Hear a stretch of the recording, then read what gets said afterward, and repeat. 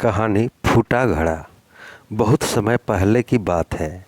किसी गांव में एक किसान रहता था।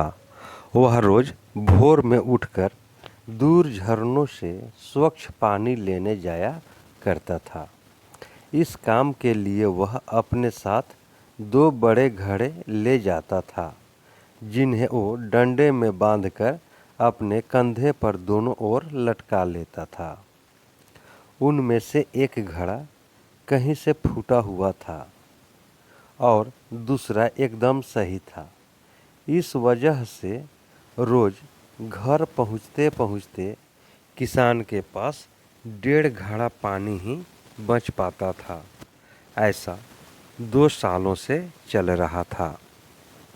सही घड़े को इस बात का घमंड था कि वो पूरा का पूरा पानी घर पहुंचाता है और उसके अंदर कोई कमी नहीं है।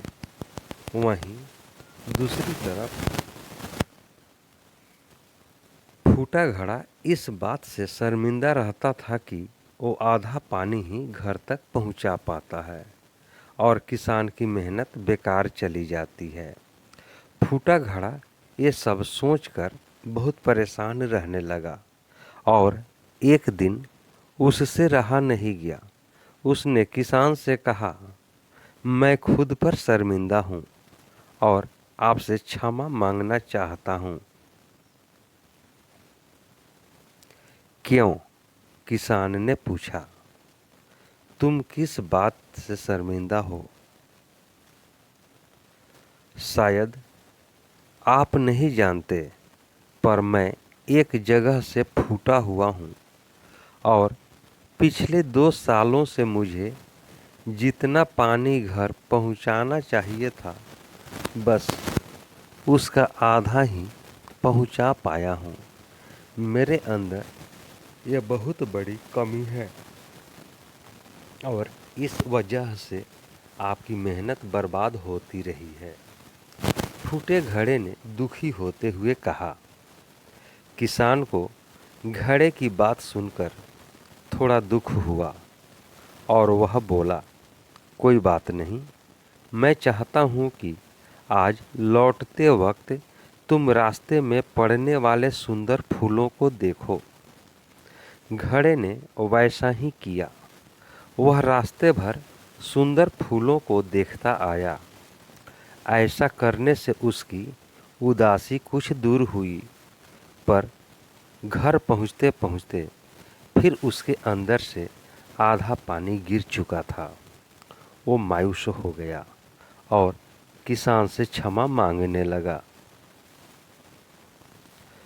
किसान बोला, शायद तुमने ध्यान नहीं दिया। पूरे रास्ते में जितने भी फूल थे वो बस तुम्हारी तरफ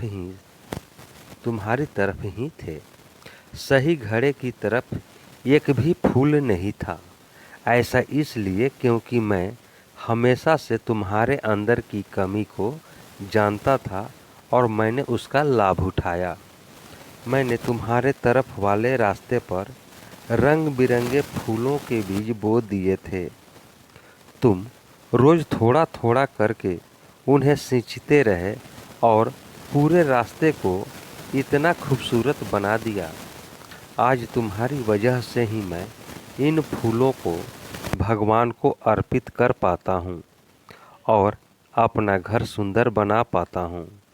तुम ही सोचो, अगर तुम जैसे हो वैसे नहीं होते तो भला क्या मैं ये सब कुछ कर पाता? दोस्तों, हम सभी के अंदर कोई न कोई कमी होती है, पर यही कमियां हमें अच्छा बनाती है।